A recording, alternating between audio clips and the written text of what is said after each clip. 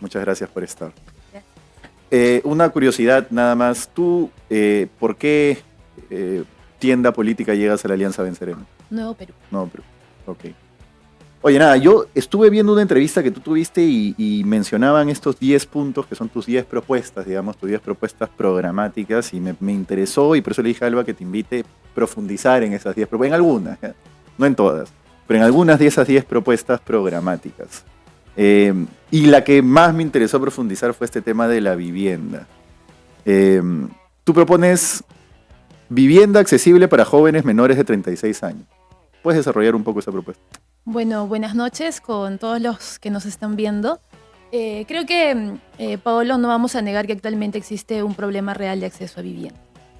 De hecho, existen cada año cerca de 140.000 familias salen a buscar un hogar, y de estas 140.000, solamente 40.000 logran acceder a una vivienda. Entonces existe un déficit de acceso a vivienda. ¿Qué pasa con estas otras familias que no pueden acceder a una vivienda? Terminan yendo o recurriendo a la venta de terrenos informales, al tráfico de terrenos, y terminan construyendo viviendas precarias en zonas totalmente inseguras, en zonas inhabitables, ¿no? Y entonces y termina pasando que finalmente el Estado termina destinando casi un 92% del presupuesto de vivienda al mejoramiento de estas viviendas que se han construido a partir del tráfico informal, y solamente destina cerca de un 8% a la generación de viviendas formales, ¿no? Ese es el diagnóstico. Es el diagnóstico. ¿Cómo lo solucionamos? Y es importante saber el problema antes de decirlo, porque dicen, pero es que la vivienda no es un derecho. Pero la izquierda suele ser especialista en diagnósticos, especialista en deseos. Pero partamos de explicar cuál es el problema.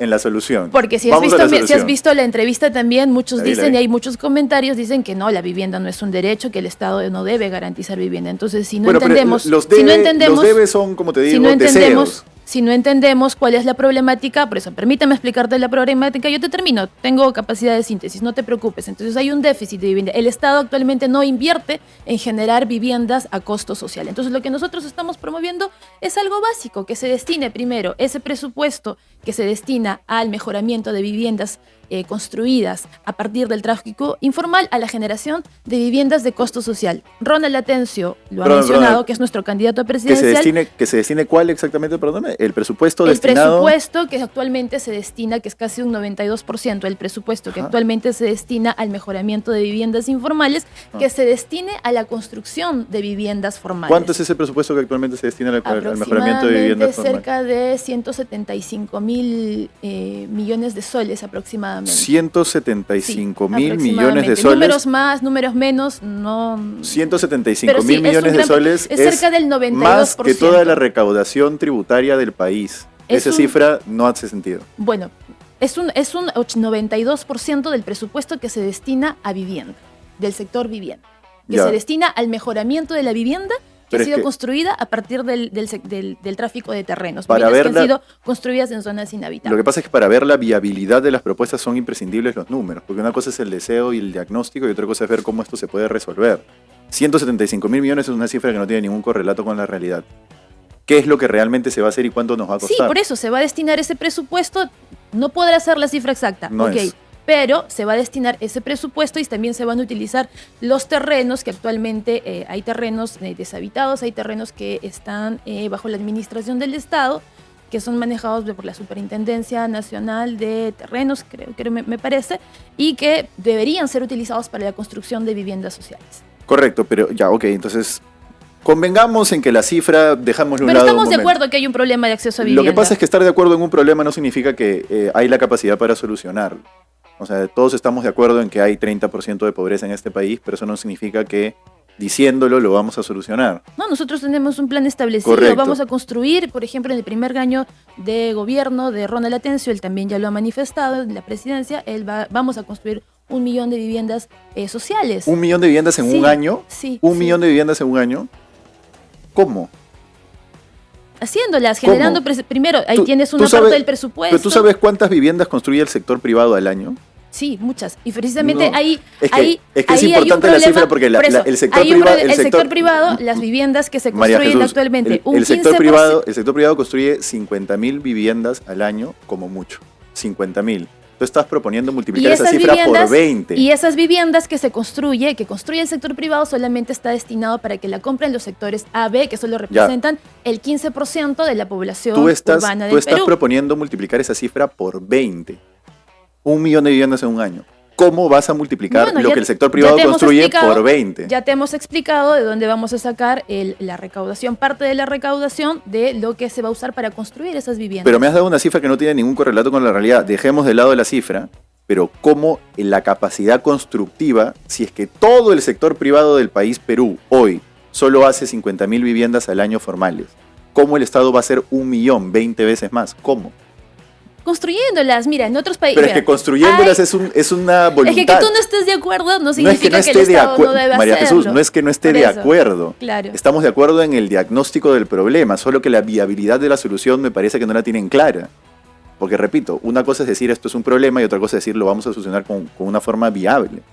Bueno, ya te hemos dicho de dónde vamos a sacar presupuesto y se va a destinar con voluntad política la construcción de viviendas sociales en alianza con el sector privado. Porque también tiene que haber una intervención del sector privado para la construcción. En otros países desarrollados que los sectores liberales defienden, hay una alianza estratégica para la construcción de viviendas sociales entre el sector privado, entre las constructoras y el Estado. Entonces, ¿la va a construir el Estado o el privado? Donde se destina cierta cantidad de presupuesto para la construcción de viviendas sociales y con costos, y se venden las viviendas a costos que realmente puedan acceder los sectores más empobrecidos del país, que son los que finalmente no tienen vivienda. El Estado no construye hoy una sola vivienda al año, cero. El Estado no construye hoy una sola precisamente vivienda. porque existen programas de Mi Vivienda, Bono Joven, que finalmente no terminan resolviendo el problema de la gente. Son viviendas o programas diseñados para personas que se encuentran en la formalidad. Me sigues diciendo el problema. Pero ya te hemos dicho, si no, pero si Es no te gusta la solución, es que no es que no me guste. Me has dicho que van a destinar 175.000 soles, 175.000 soles a algo, y 175.000 soles es más que toda la recaudación tributaria del Perú al año. Esa cifra no es real. Entonces, ¿cómo lo van a solucionar? Bueno, ya lo planteamos. Si tú me dices que van a construir 1 millón de viviendas... Que no te gusta la solución, ya es un Es que no es que no me guste la solución, María Jesús. Lo que pasa es que... Yo te hemos planteado la solución. Te hemos planteado la propuesta, te hemos planteado que vamos a construir viviendas sociales, te hemos dicho de dónde se puede, qué presupuesto destina el Estado al mejoramiento. No es mentira. Es 175.000 millones de soles, es mentira. A ver, vamos a buscar el o sea, pero si quieres lo buscamos, 175.000 si quieres detenerte en millones. si quieres detenerte en esa edad, no entiendo por qué te quieres detener en ese dato. No es que detenernos en ese dato, no. Los 40 minutos de la entrevista para detenerte en ese dato. Es que la cifra es importante, porque una cosa es decirle a la gente te vamos a solucionar el problema y estafarla porque no se sabe cómo hacerlo. Entonces dinos tú cómo se resuelve el problema de acceso a vivienda. Si no estás de acuerdo con con la solución. Pero yo no le estoy pidiendo el voto a la gente, María Jesús. Nosotros ya te hemos planteado la solución. Bueno, ok, digamos que nos han planteado. Hablaste también de alquileres y hablaste también de subvencionar el alquiler de las personas. Sí. ¿Cómo funcionaría eso? Actualmente existe también un problema de alquiler. Muchos de jóvenes de tu edad, de mi edad, no podemos pagar un alquiler por completo y terminamos viviendo en modalidad de roomies. No sé si, o porque no podemos pagar una vivienda o porque no podemos pagar un espacio en el que podamos vivir dignamente. Entonces lo que nosotros también estamos planteando es darle facilidades a jóvenes menores de 35 años, un porcentaje de subsidio para que puedan pagar los alquileres y no tengan que vivir lejos de su centro de estudios, lejos de su lugar de trabajo. ¿Cuánto van a subsidiar el alquiler de las personas? Se evaluará entre un 10, 20% se evaluará. Pero lo que pasa es que se evaluará, significa no tengo claro cómo voy a hacer lo que estoy prometiendo hacer. Se evaluará pues, Paolo, porque ahorita yo no te puedo decir un número exacto. Pero es que sí deberías poder decirlo, María Jesús. Porque estás dándole propuestas a la gente. Te estoy dando un rango de 10 o 20%, el que se evaluará llegado el momento en el que Ronald Atencio esté en la presidencia, que dependerá de los factores económicos, que dependerá de muchos factores. Yo ahorita no te puedo decir un número exacto. Lo que pasa es que esto suena al balón de gas a 12 soles. Suena, te estoy prometiendo. Tener un balón de gas a 12 soles. Estoy prometiendo algo que no voy a poder cumplir. No deberíamos de tener deberíamos ser todos felices y bailar en la ronda cantando por eso Kumbaya y estamos siendo todos postulando. alegres. Por eso estamos postulando, porque queremos que las cosas sean nos diferentes. estás proponiendo algo que no sostienes cómo se puede cumplir. Lo estamos sosteniendo, que tú no estás de acuerdo con la Pero solución. por lo menos no me puedes es tu decir ni tema. siquiera qué porcentaje proponen subvencionar del alquiler cuando Te tu estoy propuesta es diciendo, entre subvencionar un 10 o 20%, entre 10 y 20%. que se evaluará en el momento en el que Ronald Atencio llega a la presidencia. Esa es una Ya, base. pero entre 10 y 20%, ¿a cuántas personas aproximadamente? Se evalúa. Nosotros tenemos una meta que está en el plan de gobierno de aproximadamente, queremos llegar a 1 millón de jóvenes aproximadamente. 1 millón de jóvenes entre el 10 y 20% de sus alquileres. Eso, mira, por en el ejemplo, plan de gobierno está escrito. mira, ahí, por ejemplo, un departamento de 2 habitaciones en Los Olivos Norte está aproximadamente 1.400 soles según Urbano. Pero yo te Entonces, quiero, si tú le yo te subvencionas quiero preguntar, el- y yo te quiero preguntar si la concentración de trabajo y de estudios está en Los Olivos. No está en Los Olivos. es un ejemplo, te estoy dando un ejemplo. Es un ejemplo. Dime tú, San Miguel, por ejemplo, ¿te parece? Está bordeando los 2.000 soles. Entonces, si tú le subvencionas el 10% de ese alquiler, bordeando los 2.000 soles, estamos hablando de 200 soles por 1 millón de personas. Estamos hablando de 200 millones de personas al año. Por 5 años tienes 1.000 millones de soles que te vas a gastar en subvencionar el alquiler de los jóvenes, ¿ok? ¿De dónde vas a sacar esa plata? Bueno, te hemos mencionado aquí parte, también vamos de la recaudación, de los tributos que las grandes empresas le deben al país. Esa es otra cosa que dijiste, sí. Porque siempre dicen, ¿no? Siempre cuestionan de que no hay dinero para los programas sociales, no hay dinero para garantizar derechos para las personas. Sin embargo, sí hay dinero para seguir exonerándole los tributos a las grandes empresas o para no tener la suficiente voluntad política de cobrarle todo lo que las grandes empresas como Bacus, las Bambas, etcétera, le deben al Perú. Hablaste de cobrar las deudas tributarias, efectivamente, pero ¿cómo cobras esas deudas tributarias como congresista? Bueno, nosotros estamos planteando una reforma tributaria. Ajá. Tú sabes que el Congreso Pero tiene la reforma capacidad... tributaria es hacia adelante. El Congreso tiene una capacidad legislativa. Correcto. Ya, en el Congreso no tiene capacidad de gasto, de ejecución ni nada Sí, por el estilo. correcto. Es una reforma que estamos impulsando nosotros desde la Alianza Venceremos y es por eso que necesitamos desde el Congreso, podemos hacer incidencia. Ajá. Es por eso que queremos ser gobierno. En el Correcto. gobierno de Ronald Atencio vamos a implementar esta reforma tributaria que nos permita, que nos garantice que las grandes empresas paguen lo que le deben al país para poder invertir en educación, vivienda, salud. Correcto, pero tú haces la reforma tributaria hacia adelante, lo que se debe es hacia atrás. ¿Cómo cobras lo que está hacia atrás con una reforma tributaria hacia adelante? Cambiando las leyes, cambiándolas. Pero es posible, todo es posible, Paolo. Pero me estás Mira, diciendo todo es posible. Me estás diciendo todo es no posible, es vamos un a acto de tener- voluntad. No. ¿Dónde están atoradas las deudas tributarias de estas empresas? Bueno, muchas de ellas están rebatidas, muchas de estas empresas las han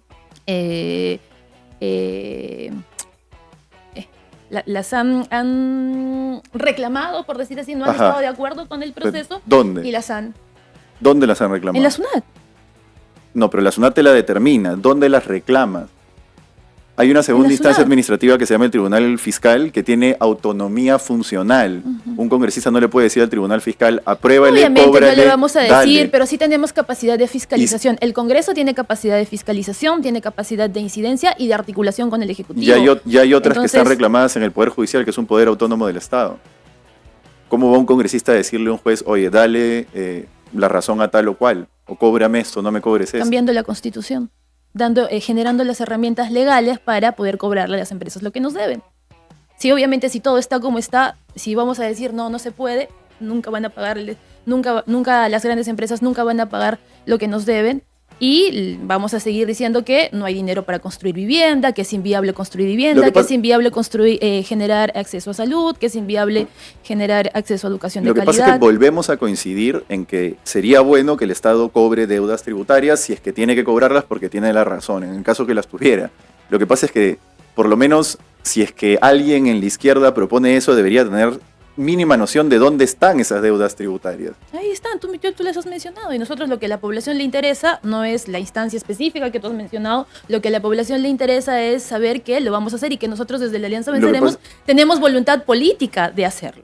Lo que pasa es que a la población le interesa saber que los representantes saben cómo resolver los problemas que les prometen resolver. Bueno, lo sabemos, ya lo hemos planteado. Bueno, agua para todos, agua todos los días y no por horas, fin del abuso de tarifas altas. ¿Qué significa eso? Bueno, significa que vamos a garantizar que el agua exista, vamos a dejar que el agua se venda a precios costosos en las zonas donde no hay accesibilidad. Vamos a garantizar el saneamiento y el desagüe en las zonas donde actualmente no existe el agua.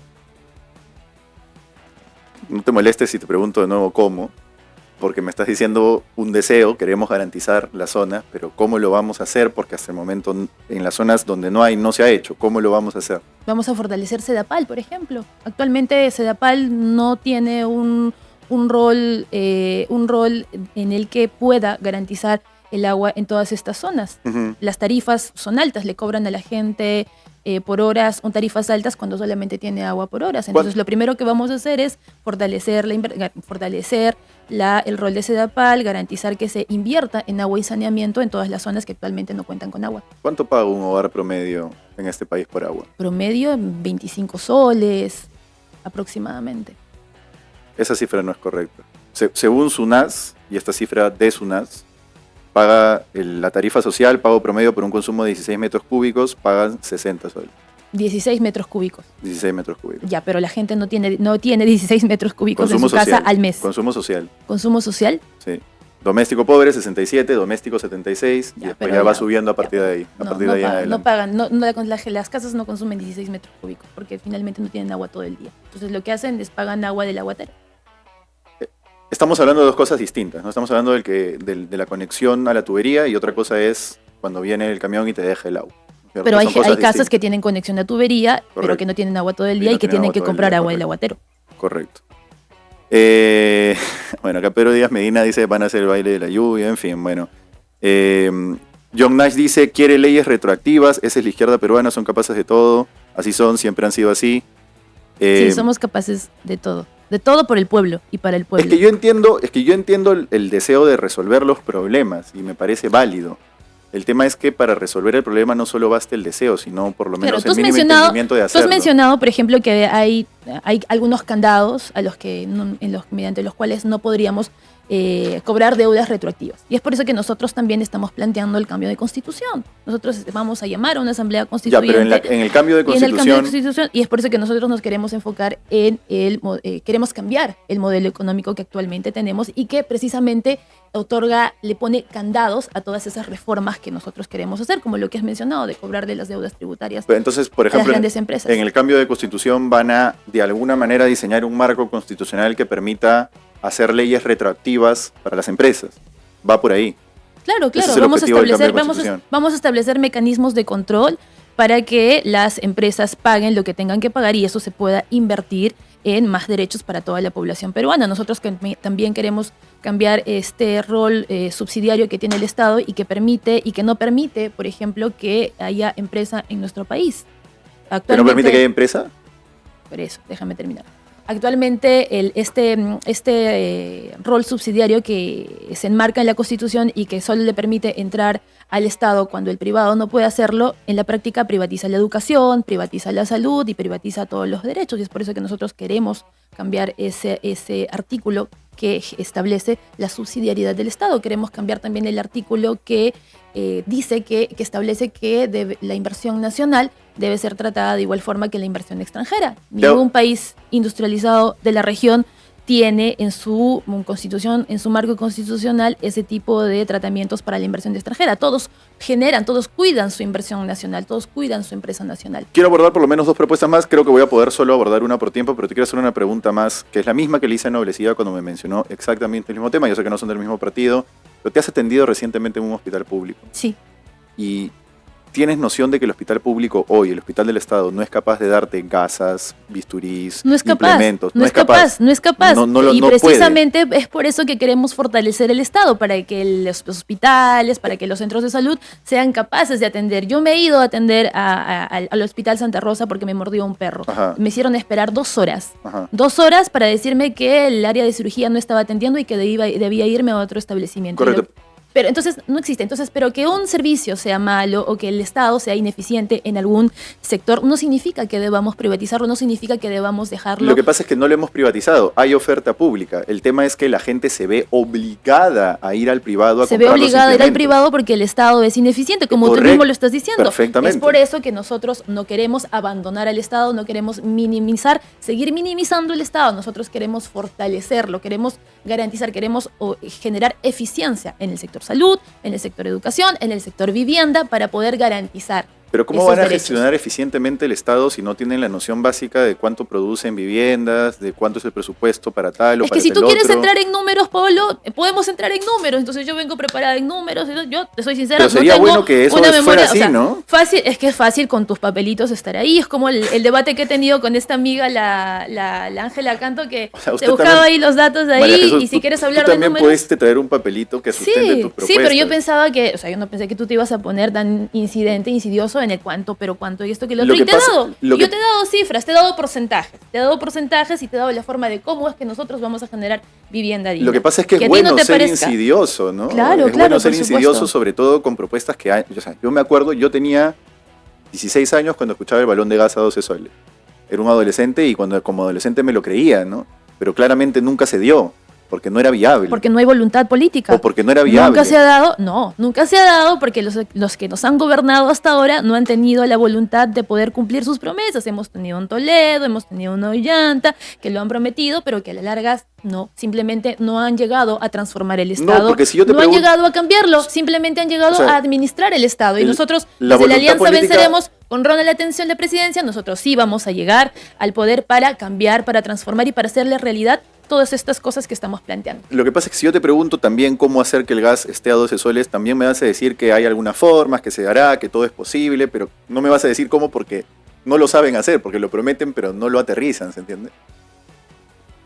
O si me puedes decir cómo hacer que el gas esté a 12 soles. Bueno, ahí el gasoducto del sur está estancado. Lo que tenemos que hacer es masificar, lo que tenemos que hacer es incidir en esa obra, lo que tenemos que hacer es concluir esa obra para que finalmente el gas llegue a todos los peruanos en Cusco. Con serias acusaciones de corrupción esa obra, ¿no? Pero bueno, ya, en fin, no nos extendamos. Quiero tocar una última propuesta por lo menos, que es la inserción laboral, educación técnica y universitaria con inserción laboral inmediata. Y lo que escuché de eso fue, corrígeme si me estoy equivocando, que se va a obligar a contratar a las personas que egresan de la universidad y los institutos. ¿Cómo va a ser eso? Corrígeme si me estoy equivocando, por favor. Hay una alta tasa de informalidad en los jóvenes. Hay una alta tasa de jóvenes que actualmente terminan la universidad y no trabajan en lo que terminan estudiando. Entonces, hay un régimen laboral juvenil que no contempla garantizar trabajo a los jóvenes una vez terminen sus carreras universitarias, y para este caso, por ejemplo, no se toma en cuenta la micro y pequeña empresa, y sí se debería tomar en cuenta porque son un gran bolsón de la economía que sí podrían generar trabajo. Entonces, lo que nosotros estamos proponiendo con la micro y pequeña empresa es que puedan contratar mediante modalidades de formación y que el Estado pueda hacerse cargo del costo del seguro de salud y del sistema pensionario para que no sea tan caro contratar a un joven y se le contrate con todos sus derechos. Y con la gran empresa nosotros lo que estamos planteando es generar incentivos tributarios para las empresas que contraten en modalidad de formación a jóvenes en prácticas preprofesionales y profesionales. ¿Incentivos tributarios de qué tipo? Incentivos tributarios, por ejemplo, en el sueldo que le paguen, y incentivos tributarios en el seguro de salud, en lo que se invierte en el seguro de salud. Y a la larga proponemos también de que si este joven, terminado el año, debe estar trabajando, ¿Pero cómo sería un incentivo tributario en el sueldo que le paguen?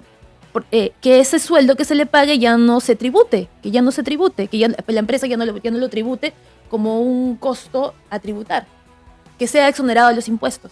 Claro, pero un practicante gana el mínimo normalmente, 1.130, y eso no incluye retención.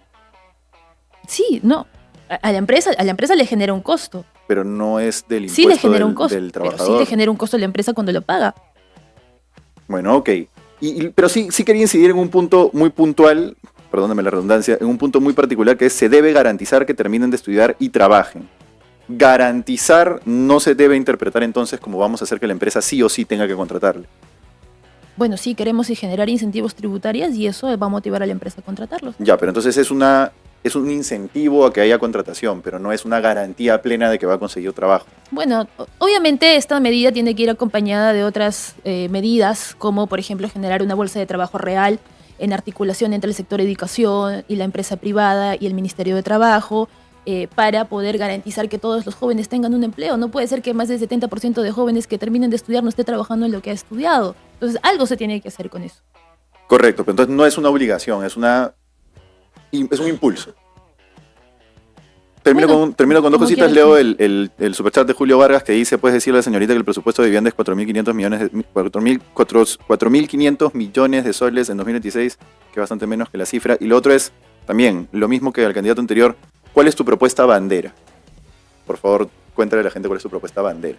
Mi propuesta bandera es garantizar trabajo digno, trabajo formal para todos los jóvenes que terminan de estudiar sus 3 años, sus 5 años de instituto y de universidad, y que no se pague más derecho de piso. Otra de mis propuestas banderas es promover la despenalización del aborto para niñas en casos de violación.